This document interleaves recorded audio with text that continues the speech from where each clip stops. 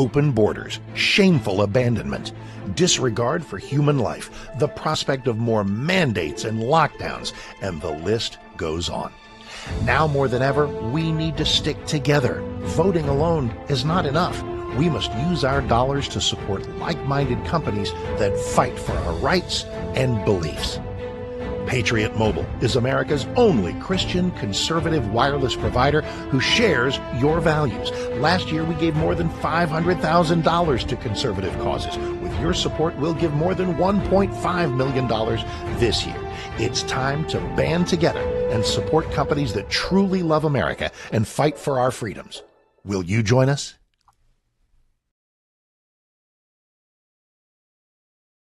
This is Kentucky's Voice Radio, covering the latest state and local issues with Tom Fallbush, Bob Scott, and Jim Waters.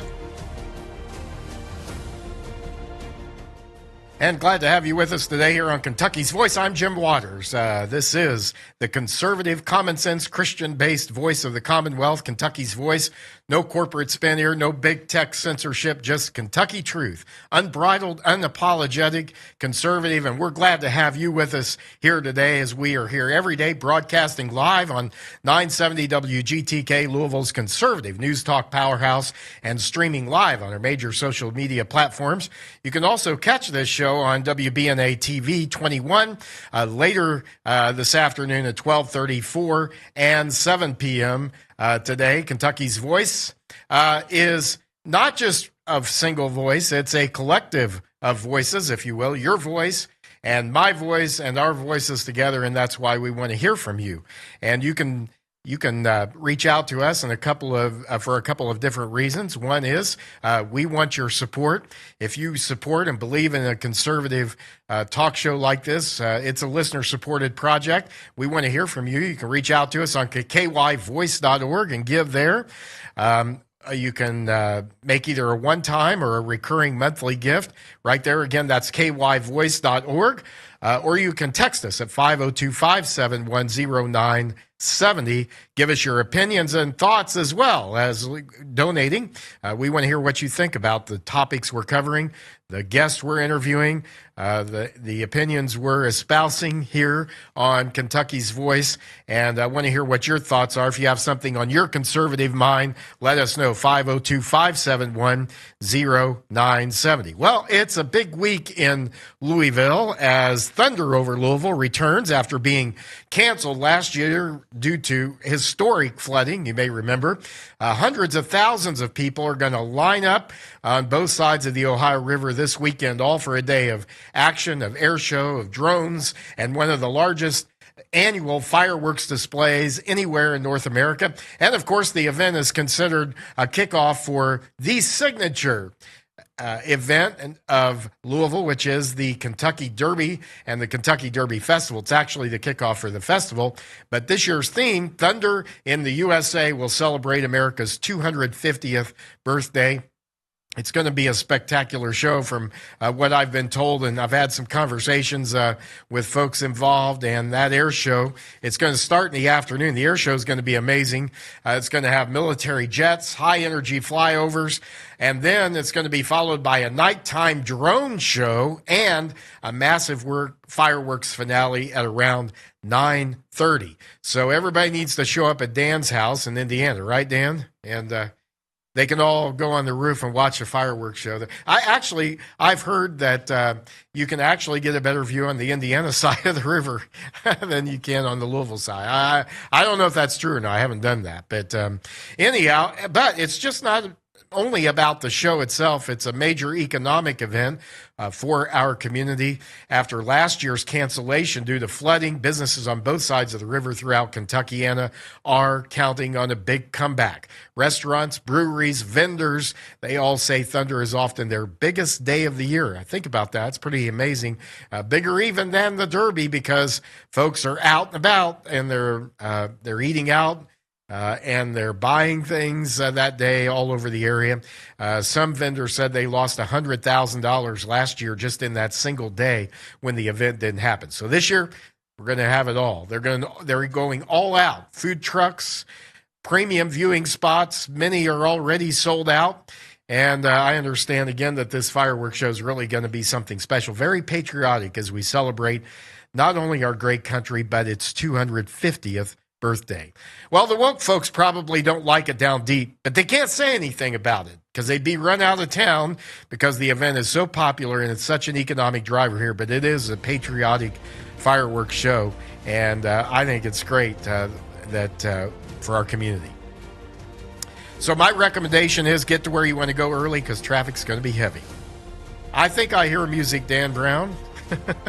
So coming up, we're going to talk about the legislature concluding the 2026 General Assembly session today and tomorrow. We'll talk about that more coming up on the next segment of Kentucky's Voice. Don't go away. Stay with us.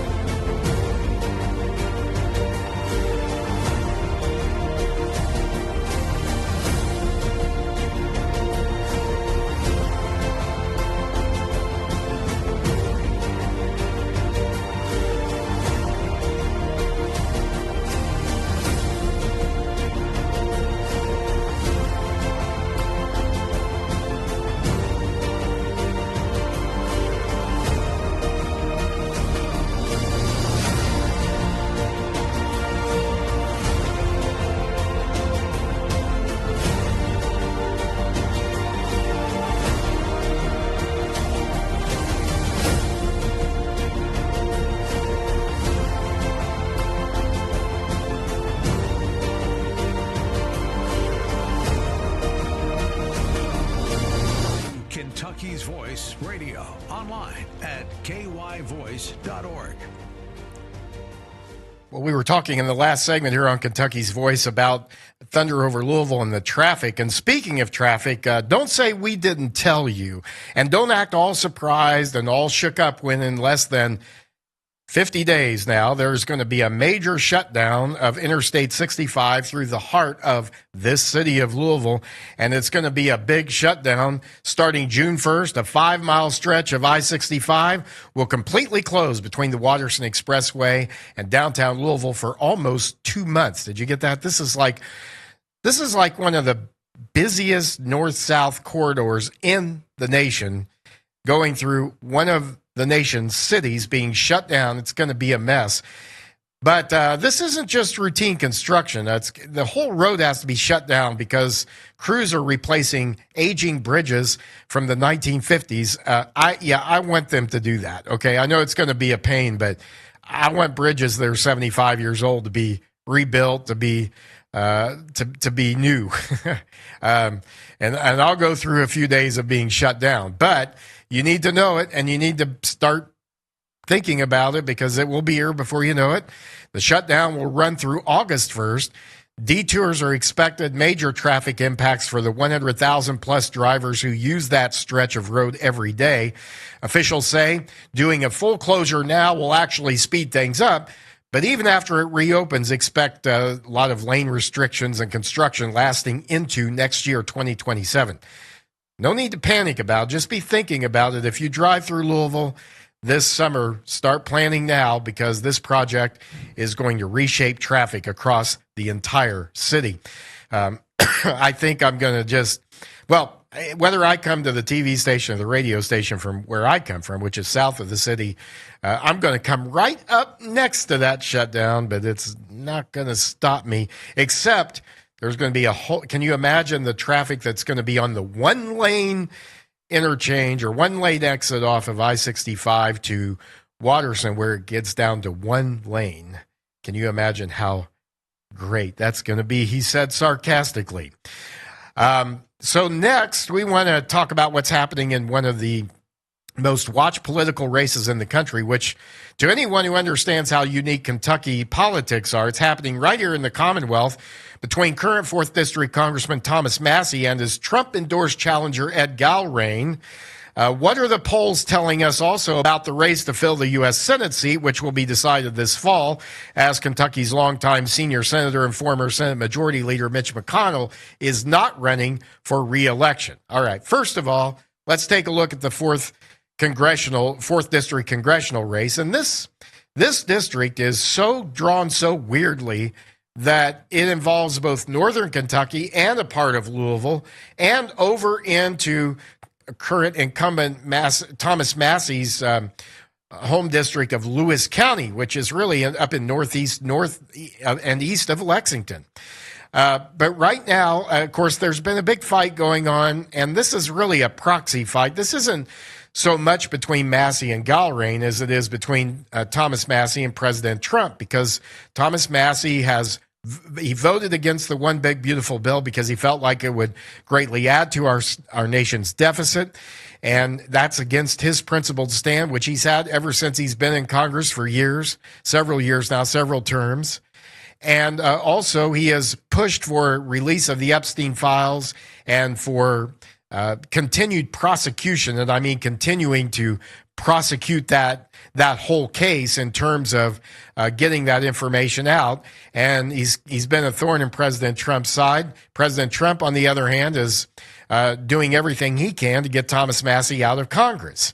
So there's new polling out that shows that Thomas Massey is leading, and actually there are multiple polls out, and no poll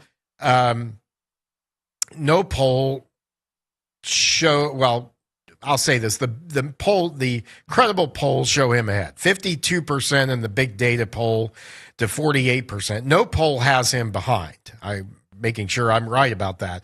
But looking through all the polling, no polling I've seen has Thomas Massey behind or in danger of that. The closest one is the big data poll, which is 52 to 48. And that, which is, 52, 48. And then most polls have him at least 8 or 9 points ahead in double digit. It was double digits. And now Massey's leading 47-38, for example, in the Qantas Insights poll.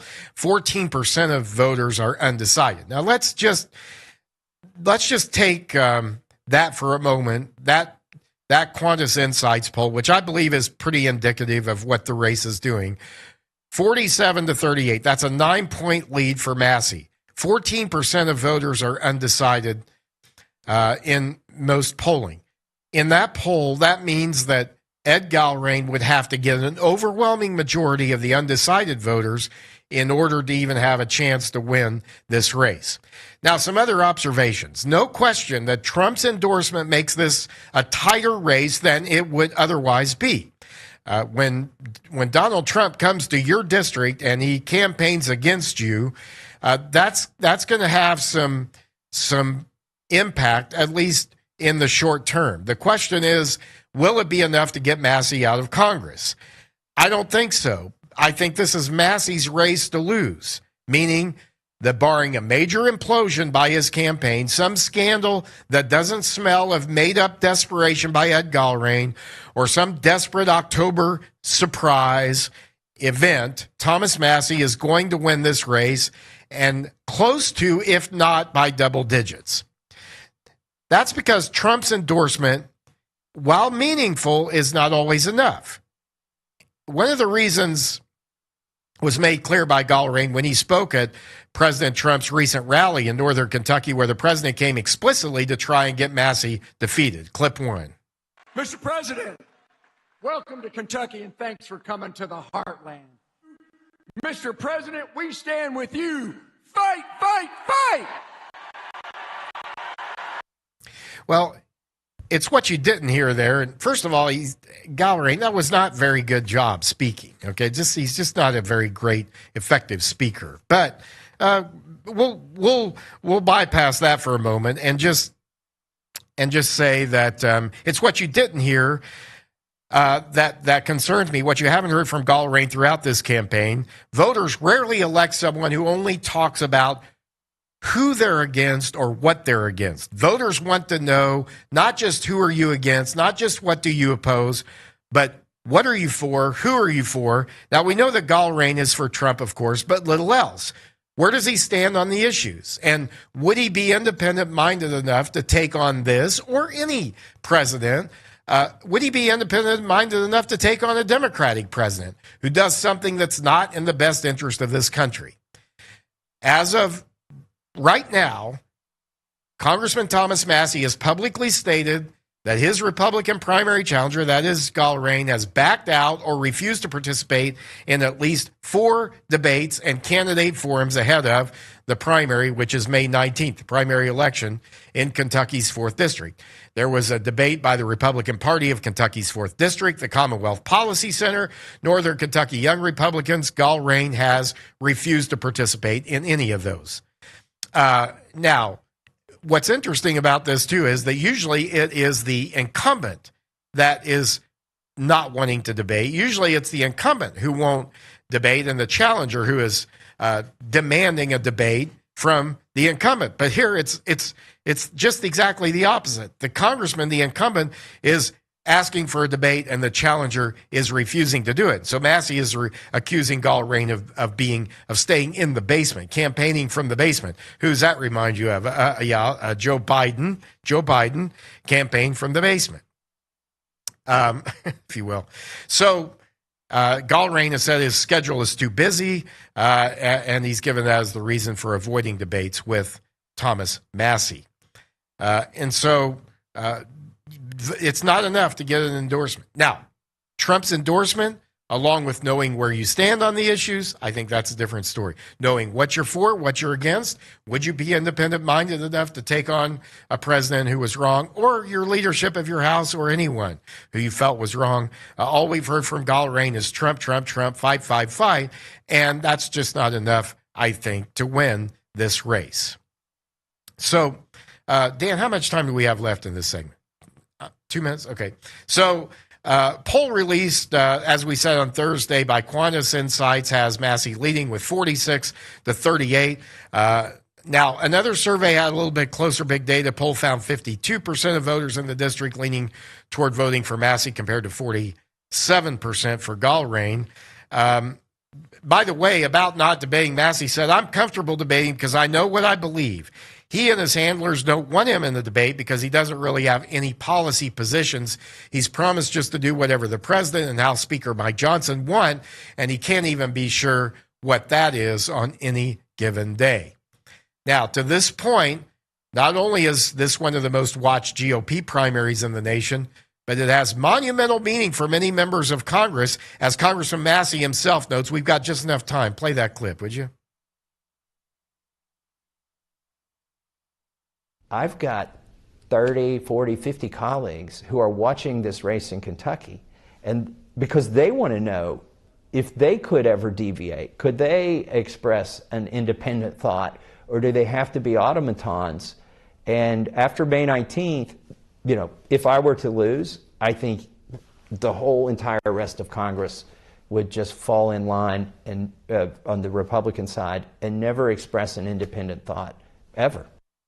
So that's Congressman Massey, again, talking about the need for independent-minded congressmen. And that's what our founders intended, folks. They intended for congressmen to be independent, to represent their districts, the best interest of their districts, and to really debate and fight it out over these issues and make sure that what comes out of that discussion is actually the best policy for the American people. No one person, even as great as Donald Trump is,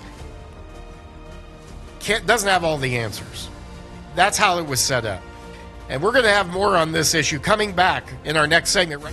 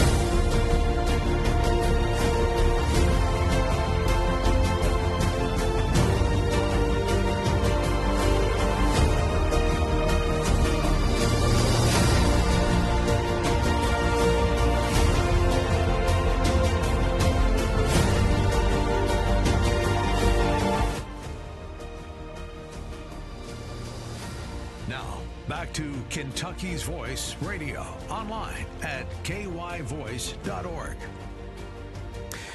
502-571-0970. We want to hear from you today. What do you think about this congressional race between Thomas Massie and Ed Gallrein? We played a clip of Gallrein speaking at the Trump rally here, and basically it was just a rah-rah cheerleader. Yeah, I mean, the only thing missing there was the pom-poms and the short skirts, thank goodness. But otherwise, it was just a big old cheerleading rally. And, hey, folks, I've been as big a supporter of President Trump's policies as anybody. But sometimes his techniques, his methodology, I'm not sure about, because you need more here than an endorsement. You need to know what you're for, what you're against. And see, that's the problem with a candidate like Gallrein going up against a candidate like Thomas Massie. Massie has spent his whole congressional career explaining his votes. In fact, he's had a lot of influence. Even as a freshman congressman, Thomas Massie had a lot of influence over the other congressmen, especially newer congressmen, members of Congress, who were elected, congressmen and women, of course, who would come in and wonder what he thought about bills, wonder what his office, what kind of calls they were getting about bills. That's influence, that's impact. And so Congressman Massie has had a tremendous amount of influence and presence in the Congress. He hasn't been just some quiet member of Congress who just went along with whatever the leadership said or whatever the president said. Now, that being said, remember that Donald Trump previously endorsed Thomas Massie, and Thomas Massie previously supported and endorsed President Trump here. So this is just a personal feud, I think, between the president and Congressman Massie has felt the need to stand up to it. But I was also interested in what Kentucky's soon-to-be senior senator, which is amazing that we're saying that because Rand Paul, for many years has been the junior senator in Kentucky. He will now be the senior senator since our current senior senator, Mitch McConnell, is not running for re-election. But what was Rand Paul's take on this? He really expanded this point about how Massie's election is not just about Massie and Gallrein and Trump, but it's about other members of Congress who are looking at this election and who Massie has had a lot of influence over in terms of his work on policy and work on legislation. And Rand Paul said this is really kind of a wider story than just that. Let's hear what Rand Paul had to say. Representative Thomas Massie. Trump and his political allies are trying to oust him from Congress. They are now supporting a primary challenger. Do you think this is a real threat to Massie's chances at re-election? I think what Thomas Massie represents is something bigger than him, bigger than me, and bigger than just one congressional seat. What he represents is an independent voice within the Republican Party, a voice that believes in the Constitution and a strict interpretation of the enumerated powers, who believes in balanced budgets, low taxes, and less foreign war. There's a big deal of overlap with President Trump on that. The irony is that both myself and Thomas Massie, in many ways, support the president's agenda significantly more than the people who have gotten close to him. The people who've gotten close to him who want regime change in Venezuela and want to send more advanced weaponry to Ukraine, those are the interventionists from the interventionist wing of the party, have never been the ones really closely alive. These are the people who have always opposed Donald Trump. Unfortunately, they've gotten on the inside now and have more impact. But I would say that Thomas Massie is going to win. I'm going to help him. I'm going to be with him every step of the way. I campaigned with him a month ago. We had big rallies and great deal of support. So people who think they can waltz into Kentucky with a bunch of New York money and buy a seat, they've got another thing coming. Well, money is one thing, but the president putting his thumb on the scale is something else entirely. I mean, what he's doing with Massie, do you see that as a potential prelude to coming after you? It's a caution. It's a warning sign. Oppose me or any of my policies and I'll come after you. And I don't think that's good for the Republican Party, nor do I think it's good for the country. That's Senator Rand Paul. His take, and really some important points there about who's around the president, who's impacting the president. And that's always a huge issue because we saw that, we've seen that with many, many administrations. I think about Richard Nixon when I was young, and it was the people around him that really brought him down in many ways and really had a bad influence. So your advisors can have a great influence. They can have a negative influence. If you got a bunch of people in there who want to go to war, they want to be involved in the affairs of other countries, you're going to, those are the kinds of, that's how the president's going to trend. He's going to tend to trend in those directions. So we'll keep an eye on this race, see what happens. I think it's going to be interesting. Let me say this, the only poll that matters is on May 19th. And that's the day of the primary. That's the day when voters in the 4th Congressional District will decide, will Congressman Massey be the Republican nominee and likely remain in Congress, or will they make a change there? My prediction is he will stay, but it will be closer because of President Trump's involvement, no doubt about it. Now, let's take a look at the polling for both Democratic and Republican primary candidates seeking to fill Senator Mitch McConnell's seat, who, as we said earlier, is not running for re-election. Senator McConnell's been in the U.S. Senate for more than 40 years. We had 2 of the 3 candidates on last week that went to get the Republican nomination for his seat. We had, of course, Congressman Andy Barr, former Kentucky Attorney General Daniel Cameron. I asked them both about term limits. We'll have Nate Morris on tomorrow, and I'm sure he'll comment about that. We'll do something on that in a future show. But right now, I want to look at what's happening in terms of polling, first of all. Right now, Andy Barr has the lead, but this is a pretty tight race. Andy Barr is averaging 26 to 28%. Daniel Cameron, 24 to 27%. Nate Morris, 15 to 17%. Undecided, and other, 33 to 34%. So this is a two-way race for sure, and I think we could say a three-way race. Even though Nate Morris's numbers have never been quite into the 20s. I mean, he's 15, 17. I think one poll had him 18, maybe closer to 20.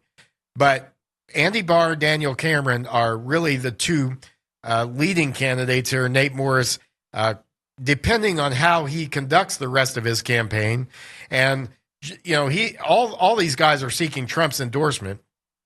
But let's just, first of all, I think there's a huge chunk of voters up for grabs. You've got 33 to 34% of the electorate are undecided. So right there, the undecideds right now are likely going to decide this race. So they really haven't probably been paying as close of attention as they are going to be from now on in the next 6 weeks before the primary election.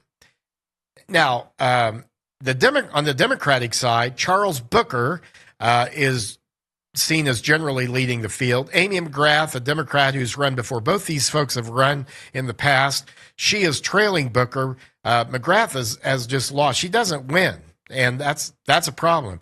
You also have Pamela Stevenson, and if you've seen her in action in the General Assembly, we should all be just very thankful that she's not a leading candidate here in this race and not really a serious candidate. It's going to be Booker and McGrath fighting it out. Now, in terms of the general election, who can win it? So Booker's the leading Democratic candidate. Andy Barr's the leading Republican candidate. In a head-to-head race, the general election snapshot polls have Barr winning that race over Booker, 49-38%. Cameron also wins 46 to 39, not quite as big of a margin, but still 7 points, which is significant. And Morris beats him in a very close race, 41 to 40%, very tight there. And as I said last week, we had Daniel Cameron, Andy Barr on the program. Andrew Cooperrider will interview Nate Morris tomorrow. Stay tuned on that race. More to come. Other key U.S. House races. Kentucky has 6 congressional districts. 5 are currently held by Republicans, 1 by the Democrat, which is Morgan McGarvey right here in Louisville. He's a strong favorite to keep that seat. There's some GOP challengers. We had Maria Rodriguez on the program last week. Also Daniel Cobble, David Nichter, Donald Pay but that seat is certainly the Democrats to win or lose. The 6th congressional district seat, Republicans running Ralph Alvarado, Ryan Dotson. We had Alvarado on this program. Sherilyn Stevenson on the Democratic side, David Klobuchar. That will likely remain Republican unless something happens there and the Republicans implode. So probably going to keep 5 Republican seats in Kentucky, 1 Democratic seat. The 6th district's always tight. I think it'll stay that. I think it'll stay Republican. It's Ben Bars. Stay with us. More to come from the Kentucky General Assembly next.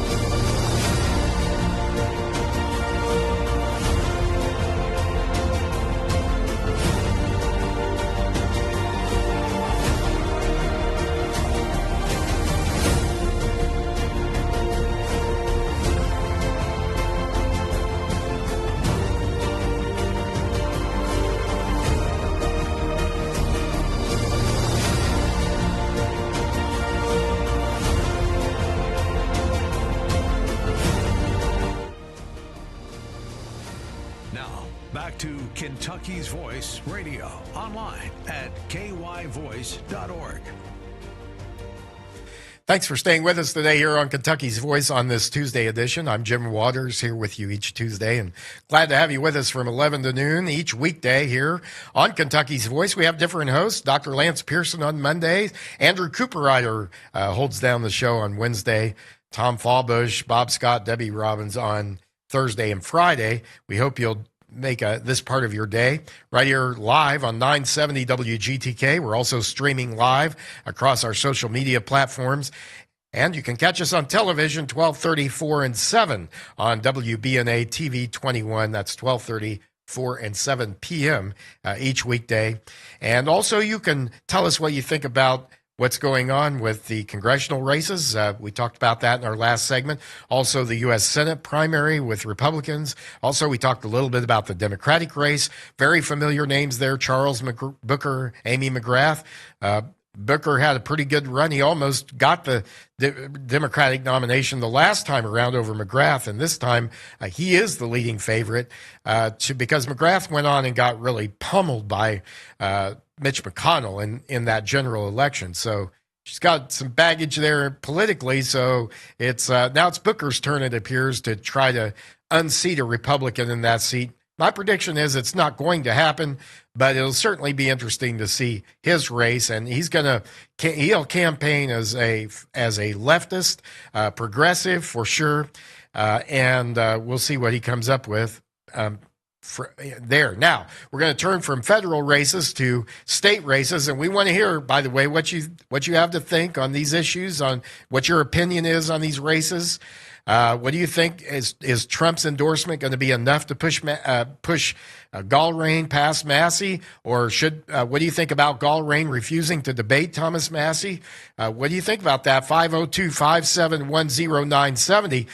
And Thomas Massey's district does come into Louisville. So if you are in his district, what do you think about the job he's done, and who are you going to vote for? Like to hear from you. 502-571-0970. Now let's turn our attention from the politics to the policy in Frankfort as we look at the Kentucky General Assembly and do an update there on what's been going on there.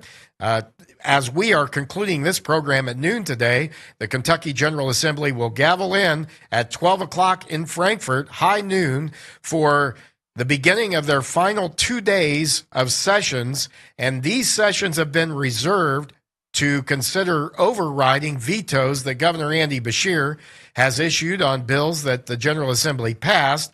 There have been a few overrides already, but the majority of that work will be done today and tomorrow in Frankfurt.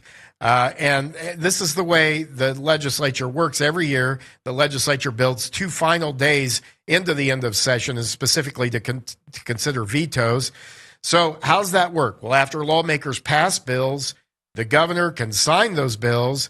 He can let them become law by not doing anything. And so if the governor, we use the sort of the analogy of sticks the bill in his pocket and doesn't do anything, he maybe pocket vetoes, we call it, but those bills become law after 10 days, or he can outright veto them.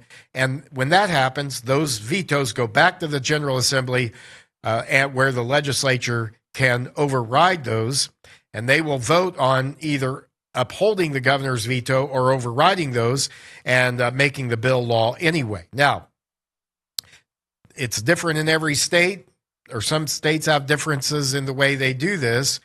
Some states you have to have a larger majority, a 2/3 majority to override a veto, but in Kentucky, it's a simple majority. So you just have to have a simple majority in the House and Senate to override the governor's vetoes. And because the Republicans have a supermajority in the legislature, every bill that they really want to override, they can, and they do. Interesting, by the way, I've noticed that even with some bills that some Republicans may even vote against in their initial vote or not vote in the initial vote on a bill, they'll tend to go ahead and vote to override because they don't want to give the governor a political victory of not being able to override his veto. So they will go with the party even if they originally didn't vote for the bill. That does happen. So this is a great example of what our founders wanted in terms of a check and balance on power. So this is really the legislature having the leading voice in Frankfurt, and that's the way our founders intended it. I'm going to talk about this a little more in a minute, but if we get to this about this impeachment of this judge, but we've heard a lot about that we have co-equal branches of government. That's not true. We don't have co-equal branches of government. First of all, each branch of government has a different function, and each branch of government has a certain amount of power, but it's the legislature that has the lion's share of the power. Why do I say that? Because who is it that the founders gave the power of the purse? Whoever has the power of the purse has the majority of the power, and that is the legislature in the state and the Congress in Washington and the federal government. Now, the chief executive is the next powerful, and whoever holds the office of governor or president has the responsibility of executing the laws that are passed by the General Assembly. But then you have the judiciary, and that was intended by the founders to be the weakest arm of government, but to provide a check in terms of the constitutionality of laws and to issue decisions about particular bills and whether or not they are constitutional. Not to legislate, not to change policy, not to deal with bills just because they didn't like the outcome or they didn't agree with the politics or the policy. Their job is simply to interpret bills that are brought to them in terms of their constitutionality. So since 2019, Kentucky lawmakers have overridden well over 100 vetoes from Governor Andy Beshear. I think before it's over with, it'll be probably close to 200 bills that they have overridden. That is a tremendous number of bills. It's one of the most consistent override patterns in the country. There's nothing even close to that I know of in any other state. In 2021, the legislature overrode 27 vetoes in one sweep. In the 2022 and 2023 sessions, a dozen more overrides, including high-profile bills on abortion, transgender issues, executive powers. The legislature has consistently worked to limit the power of the executive, rightfully so. I don't care whether it's Republican or Democrat as a governor. They should not have the ability as one person, one politician, one partisan to override the legislature and have more power than the legislature. Our founders never intended that. The 2024 session, lawmakers overrode 24 plus vetoes. 25 session last year, they overrode 29 vetoes in a single day last year. The legislature did. And this year, they've already overridden 2 vetoes. Now, thank goodness for both the ability of the legislature to override this governor, because sometimes the best work that can be done for conservative constitutional values and principles is to stop bad bills, stop bad things from moving forward, or undo bad things that have already happened. So when the governor exceeded his executive authority during COVID, when he acted more like a king than a governor, the legislature has every right to come back and to rein him in and to stop that from happening in the future. Also, we can be thankful for a supermajority of Republicans in the legislature, since not all who claim to be Republicans actually are true Republicans. We've seen that in particular on education reform votes and school choice bills. But during this session, the Republicans did vote overwhelmingly to override Beshear's veto on House Bill 1, which is a school choice bill. It would opt Kentucky into a federal education tax credit school choice program. It would allow individuals and businesses to make donations of up to $1,700 for funding student scholarships. The funds can be used for tutoring, for private school tuition, for education-related expenses. This bill had strong Republican support. It passed and overrode largely along party lines, primarily because the Republicans who wouldn't vote for a state-sponsored school choice bill did not have the political risk in a federal bill that they would have had in the state bill, and why some of them voted against it. Beshear vetoed it because he argued the public dollar should stay in public education. A totally non-relevant argument, has nothing to do with this bill. This bill did not take money away from Kentucky's education system. In fact, it doesn't take money. It doesn't take any dollars from Kentuckians at all, other than those who would donate and receive a tax credit against their state tax liability because of it. And if you're going to say that would take money away from education, then you would have to say that every tax credit that is available to Kentuckians would do the same. And it's nonsense. It's an irrelevant argument.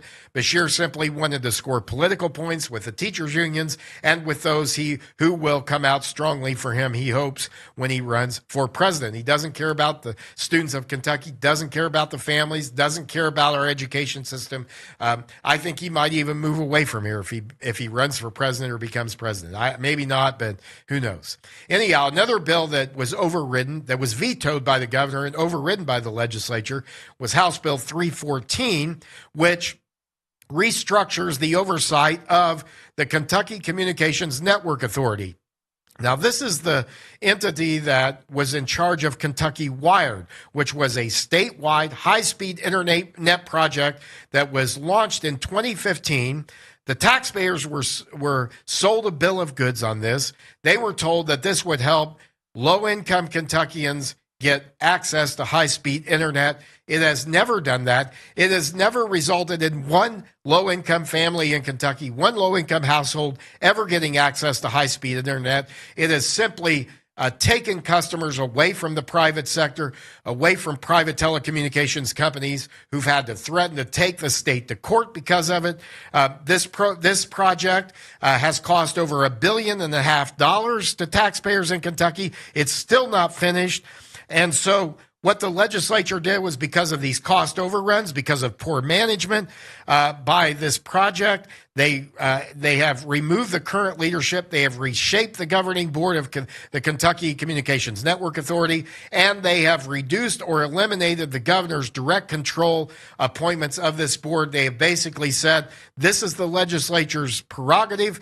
We are the ones who pay for this. We're the ones who are having to decide how we're going to make up these dollars and how we're going to fund this. And so we're going to have more say in the leadership and governorship of this agency. So this is the legislature deciding to move control to different entities, take it away from the governor's office, and to try to protect taxpayers. The sponsor of this bill, Matt Lockett, rightfully called this project a huge debacle that needs fresh eyes. Beshear said it was an unconstitutional power grab. Really ironic coming from a guy who acted like a king during downtimes and shut down businesses in this country.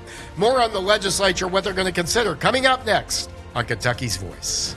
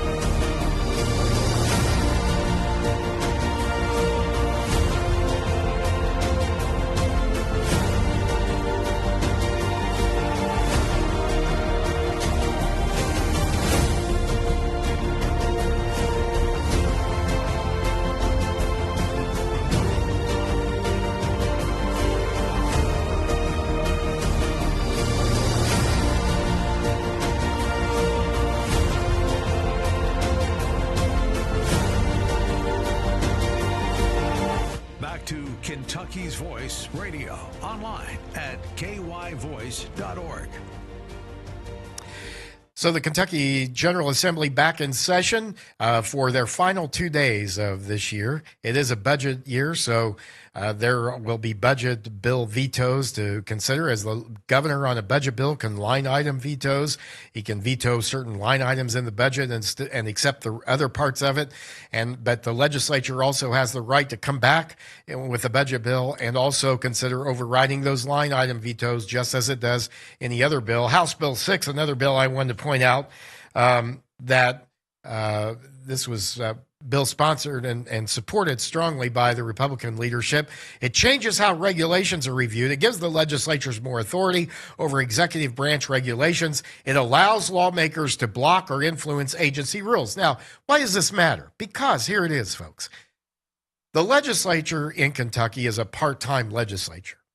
So that means they're not there year-round. They come for 30 days during odd-numbered years. They come for 60 days during even-numbered years. And the latest there in Frankfort is April 15th. The rest of the year, they're gone. And so it becomes incumbent upon agencies in the government, in the executive branch, who are supposed to execute the laws that the legislature passes. It becomes incumbent upon them to do it. Now, what happens is the agencies don't always work to carry out laws according to the intent of legislators. So legislators may intend one thing in a bill, but it gets implemented in a different way. And up to this point in time, legislators would have to come back and redo another bill, which takes a lot more time. It takes up a lot more effort. And instead, if they've already passed a bill, and the problem is that the regulations that are being used to implement the policy are not right, they should be able to come back and deal with that. Or if other regulations that aren't necessarily related to a particular bill, but they're being used that way, are being used or misused, If the regulatory process is being abused and it's harmful to Kentuckians and harmful to taxpayers, harmful to citizens, then this bill will allow lawmakers to block the rules or allow them to change or influence those rules so that they're changed. Beshear says it violates the separation of powers. But again, there are not co-equal branches of government. The legislature has the power, and they have the right to say to the governor, that we're going to assume that and make sure that what our intentions were when we passed the bill are the way it's actually implemented. We've got House Bill 78, though, will certainly be considered for a veto override. Representative T.J. Roberts' bill that would provide legal protections for firearm manufacturers and sellers. What this bill does, it prevents lawsuits against gun makers and dealers in terms of liability for crimes committed by third parties. So you can't hold a gun manufacturer or a firearm seller liable for something that some crazy person does with something they happen to make or happen to sell. It blocks lawsuits holding companies liable for the criminal misuse of firearms. It aims to limit litigation targeting the gun industry. What this is a protection of our Second Amendment rights, because these are the kinds of lawsuits and the kinds of activity that the anti-Second Amendment lobby love to use to try to get their foot in the door, get the camel's nose under the tent. Beshear vetoed it, arguing victims should still be able to pursue legal action. No, they shouldn't. Not against somebody that's not responsible or should not be held responsible. House Bill 312, Savannah Maddox's bill that would allow 18 to 20-year-olds to qualify for a provisional concealed carry permit. The governor vetoed it over safety concerns. Lawmakers are expected to push it again. And here it is. If an 18-year-old can serve in the military, if a person's considered an adult, can serve in the military, can vote, they should be able to conceal carry. This is a consistency issue for legal adulthood rights. Other bills, House Bill 757, that's the budget bill. There are line item vetoes in there that have to do with infrastructure allocations and some agency funding, some other things like that. Senate Bill 77 is ibogaine research authorization. This would allow state-supported clinical research into ibogaine and targets treatment for addiction recovery, PTSD research. It directs funding towards specific clinical trials.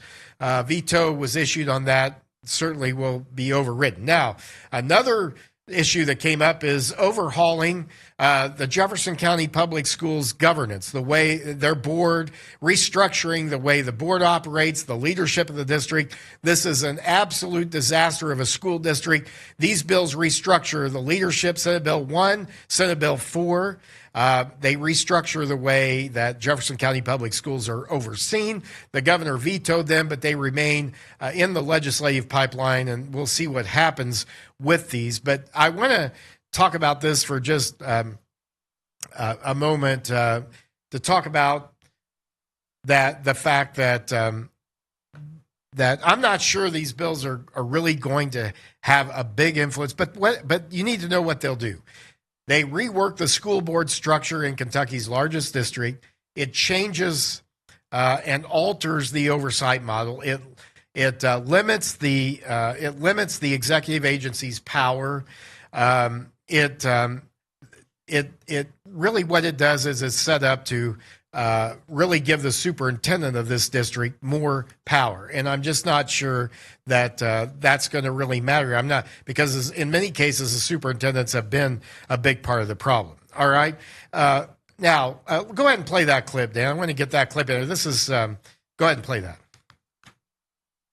And new tonight, a longtime Republican Kentucky lawmaker from Louisville is facing questions about payments she received from her own nonprofit. Senator Julie Rocky Adams. And thanks for joining us here at 5. I'm Connie Leonard. And I'm Doug Proffitt. We have new comments. And political reporter Isaiah Kim Martinez is also talking to the woman who filed an ethics complaint against the longtime state senator.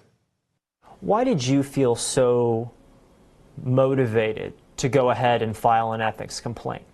I feel like politics right now, from the local all the way to the national level, is either lacking transparency or there is a lot of transparency and just nothing is being done about it. Brooke Benningfield is calling for an investigation of Kentucky Senator Julie Rocky Adams, a Republican from eastern Jefferson County, to look into whether she violated the state's legislative ethics code. Benningfield is the secretary of the Louisville Democratic Party and a constituent of Adams's district. And I feel like this was an opportunity for me to hold my representative accountable. She spoke exclusively with WHAS 11 after filing the ethics complaint this week, days after the Kentucky Lantern broke the story that Adams received more than $80,000 over 3 years from the nonprofit she leads. In a text, Adams, who's running for re-election this year, told me, "I have received no communication of a complaint." Quality, innovation. Years ago, the Louisville senator launched Kentucky Strong to support Republican women in elected office and to prepare others to run. In a statement sent to me about the payments, reflected in expense reports, Adams said, "Kentucky Strong has made a different choice in how we operate. We do not charge women to participate or receive support. For the first 7 years, I didn't take a dime. I was focused on getting the organization off the ground and making sure it could actually help people. Only in recent years, once it became sustainable, and as our financial reports reflect, have I received modest compensation for serving as executive director." It still screams pay for play. Today is Wednesday, April 1st, 2026. Adams is the chair of the Senate Licensing and Occupations Committee, an important panel that has huge say over business regulations in Kentucky, including horse racing, sports wagering, and alcoholic beverage control. I asked the senator if she at any point requested an opinion from the Legislative Ethics Commission about accepting compensation from lobbyists or their employers. She responded, "All disclosures have been properly filed with legislative ethics." Do you believe she should be removed from her seat or penalized in any way? I think that that is up to the ethics committee. I just feel like the constituents of District 36 do need some answers and some transparency. The Legislative Ethics Commission couldn't speak on this specific case, but they did tell me when a complaint is filed, they review it and determine whether there is reason to move forward on a preliminary investigation. Isaiah Kim Martinez, WHAS 11, on your side. So what's happened here is Senator Julie Rocky Adams is now facing an ethics complaint. The problem here is where she's getting the money for this nonprofit. Think about $50,000 from the Revolutionary Racing. That's Sandy's racing and gaming owner.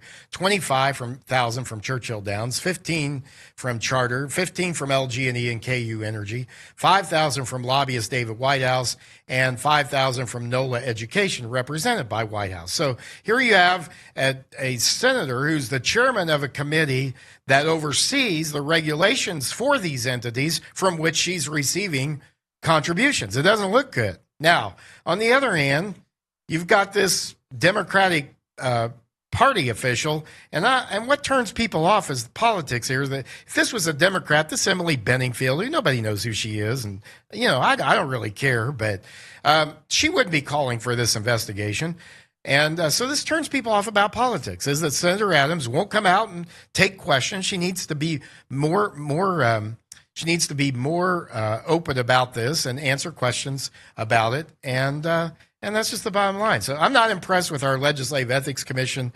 They pick and choose they've been a very partisan organization in the past, and we can get into that sometime.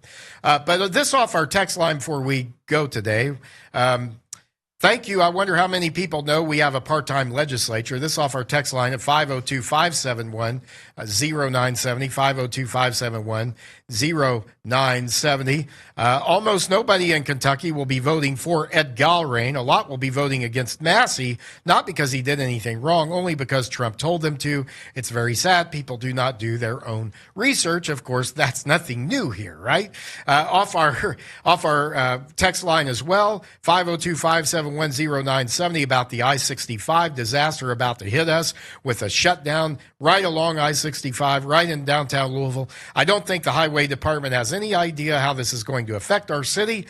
Exits to hospitals, for example, the airport, 264 East and West is a nightmare now. I think it will be a total disaster. 264 West to I-65 South is going to be crazier than it is now. On and on. Can't we at least shut northbound 1 month and southbound 1 month. Well, that would be common sense. That would make sense, would it not?